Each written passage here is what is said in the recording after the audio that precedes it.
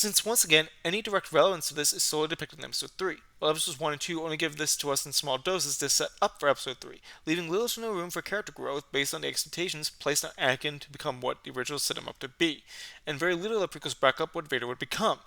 In Episode 2, he is described as being arrogant as a result of his accelerated training, described as being very powerful and the only one able to bring balance back to the Force, but rarely has any moment to shine in the prequels that match just how ferocious he is as Vader, nor show off how powerful of a character he is described as being throughout the entire story.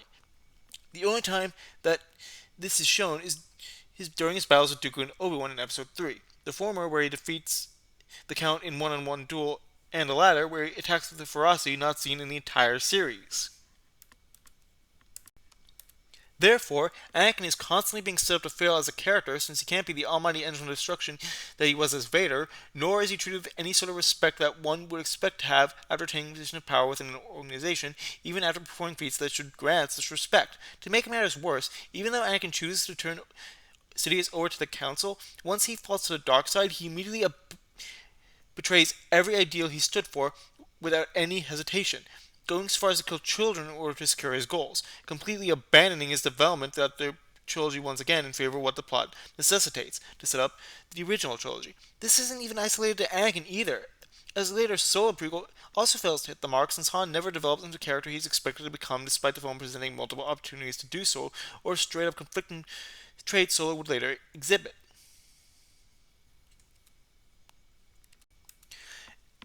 In contrast, while Luke does indeed grow to become a Jedi over the course of the film series, his character shows more maturity as he grows between the events of each film, whereas Anakin's development is dependent of the plot in each of his individual films in the prequel trilogy, with development established in the previous films being rendered almost irrelevant or unnecessary unless relating to his transformation into Darth Vader.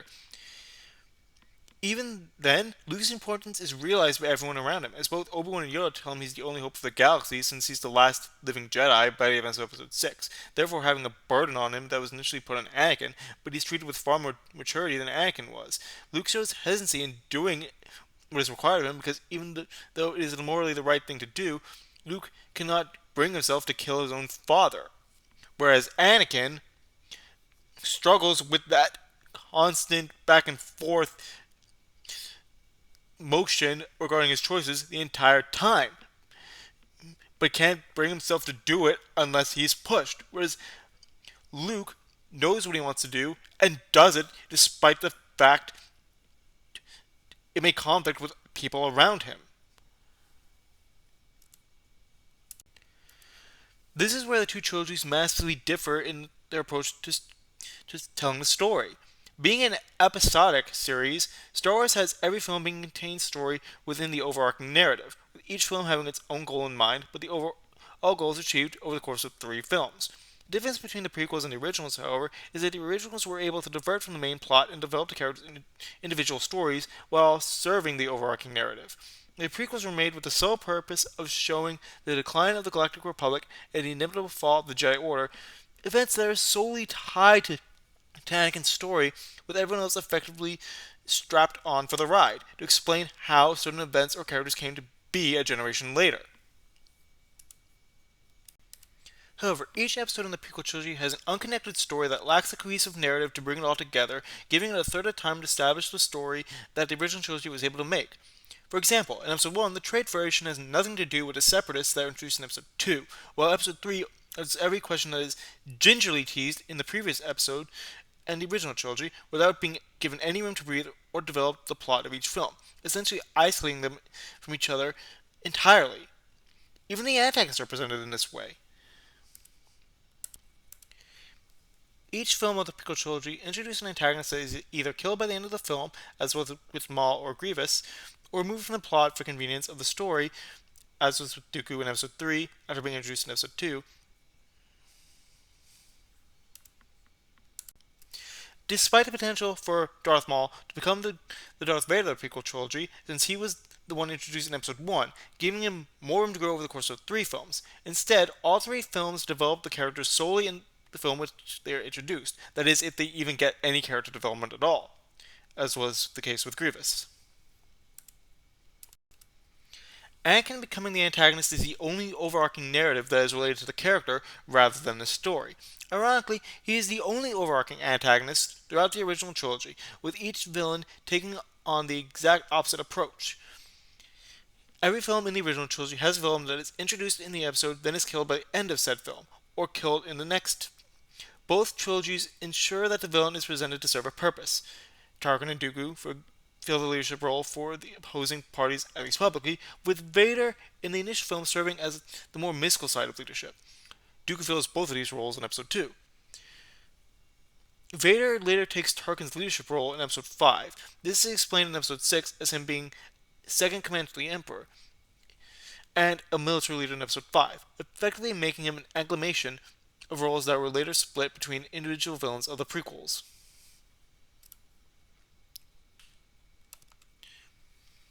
Maul is introduced as second in command to Sidious with a terrifying appearance. Dooku is the political leader and second in command of the droid army. Grievous serves as a near identical replacement to Dooku, save for any political importance Dooku had.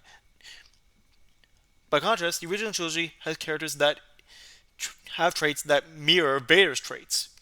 The difference is that the prequels do not have a central antagonist for them to be able to play off of. Since Sidious is the one in the background, and every villain is present for only one film. This glaring flaw is encapsulated when comparing two different subplots introduced by the antagonists of each trilogy: Obi-Wan's Kamino trip and Han's bounty. In Episode 2, Obi-Wan discovers the troopers of the Grand Army of the Republic after being led there by an assassin hired to kill his friend, Padme Amidala. To his surprise, the army was created by Jedi Master Sifo Dyas, a character who was never mentioned in Episode 1 and is never brought up again after Obi-Wan leaves Kamino. Even Obi-Wan is brought to Dooku, who is working with the Trade Federation to assassinate Padme. The fact that this was only done as a plot device effectively takes away any stakes Obi-Wan personally has in his own subplot.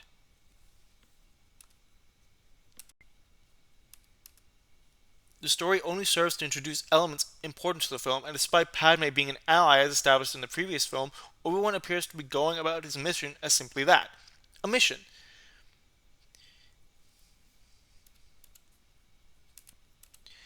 The original trilogy, on the other hand, contained an overarching story with the only disconnect being that Episode 4 can almost stand alone. Episode 5 had to craft a story to continue Luke's adventure without any threads that were left dangling from Episode 4.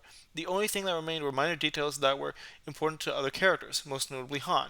However, unlike the prequels and its near disconnected storyline that specifically set up the fall of the Republic, the original film didn't explicitly state the fight against the Empire was over, meaning that there was plenty of room for growth when it came to developing Episode 5's story. Case in point, Han was introduced as a smuggler who needed to pay off Jabba the Hutt in order to get rid of a bounty on his head. This was brought up multiple times in Episode 4 and 5, but takes a back burner until Episode 6, as the main focus is on the fight against the Empire. But with very little time to develop aside from throwaway lines, the story was resolved in the first act of Episode 6 by making Han's subplot integral to the main plot of Episode 5. Vader captures Han in order to lure Luke out and capture him for the Empire, while Han himself is delivered to Jabba the Hutt to set up the events of Episode 6 and complete his story, while at the same time serving Luke's character, who is going to rescue Han because his friends are in danger.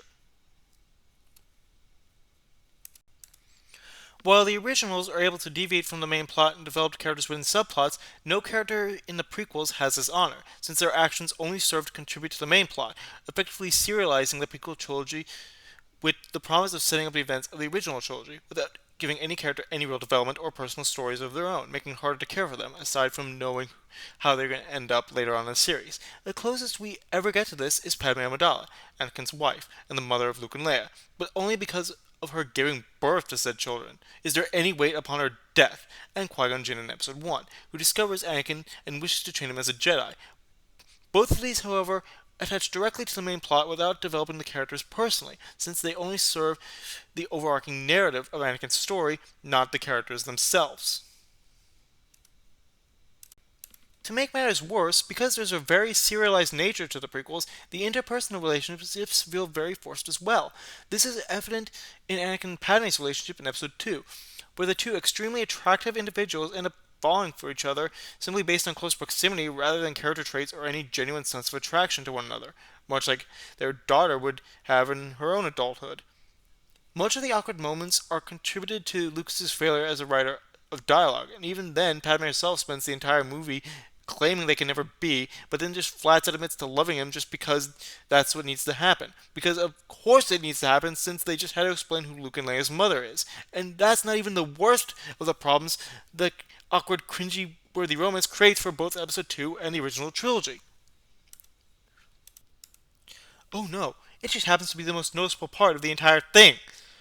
The worst part about Anakin's forbidden love is the fact that George Lucas thought it would be a great idea to have the Jedi be both celibate and emotionless. The celibacy was to retroactively explain why there were seemingly no other possible candidates for Jedi other than Luke and Leia to defeat the Emperor. As Anakin's offspring, they would have been a threat to the Emperor, since Vader should have been torn between his duties and children, not unlike how he ended up being in Episode 3, though we all know how that turned out. Yet for as many Jedi as there were, you'd think that some of them would have been able to have children. But nope, Jedi are not allowed to marry, fall in love, or have children that could potentially be Jedi. So Anakin's relationship with Padme is instead a forbidden love story to set up Luke and Leia, because having a forbidden love romance story was so much more engaging than the potential idea of Anakin just having a brief moment of passion with the female lead at some point and getting her pregnant without ever being told that she was pregnant, which would have had the same effect as her dying after giving birth to her offspring following her attempted murder by her lover, without the nonsense of being forced into a relationship for the sake of conceiving the two most important characters in the entire story. To compound the issue, Jedi themselves aren't even allowed to form emotional attachments, as the Jedi believe such attachments would lead to the dark side. Ergo, a Jedi couldn't marry, as it would be seen as possession. Yet this falls flat on its face, and romance is not the only type of attachment any individual can have. Friends are considered attachments. This is made all the more awkward by the fact that the prequel trilogy and related works establish that a Jedi Padawan is trained by a Jedi Master until adulthood after being chosen as an apprentice at an early age. This would mean that while training, the Master and Padawan would have to form a bond, as they are essentially being raised by the person training them. In Episode 2, Anakin tells Padme he cares for Obi-Wan like a father, while in Episode 3, Obi-Wan declares Anakin was his brother and he loved him. To make matters more confusing, the Jedi are regarded as keepers of the peace in the Republic. As Anakin would put it, attachment is forbidden, possession is forbidden, but compassion, which I would describe as an unconditional love, is central to a Jedi's life. You might say that we are encouraged to love. Followed with the Jedi are selfless, they only care about others. By this definition and the previously discussed material, that would mean that the Jedi themselves form close bonds with those in the Jedi Order, either between master and student or peers and friends, yet cannot form emotional attachments out of the possibility of falling to the dark side based on those attachments, and if they aren't supposed to feel said attachments, then why would they bother defending the peace of people within the Republic if they are raised to be emotionless and therefore cannot care about the well-being of others? I'm trying to wrap my mind around this, people. I mean, seriously. All this came to me while writing this entire script. I mean, oh my god!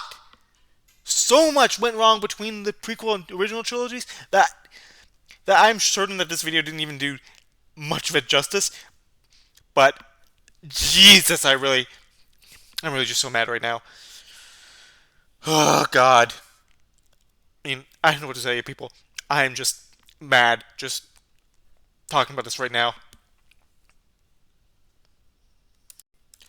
While the sequel trilogy is by no means perfect, it does feel like a happy marriage between the two previous trilogies. It has an overarching narrative and character development for most of the cast similar to the original trilogy, but doesn't have room to be able to deviate from the main plot, even if the characters are developed within those subplots. Save for Finn, who has redundant character development in episodes 7 and 8, while Rey struggles with discovering who she is in 2 of the said films and is much more powerful than she should be considering how Luke was during the same intervals of his trilogy.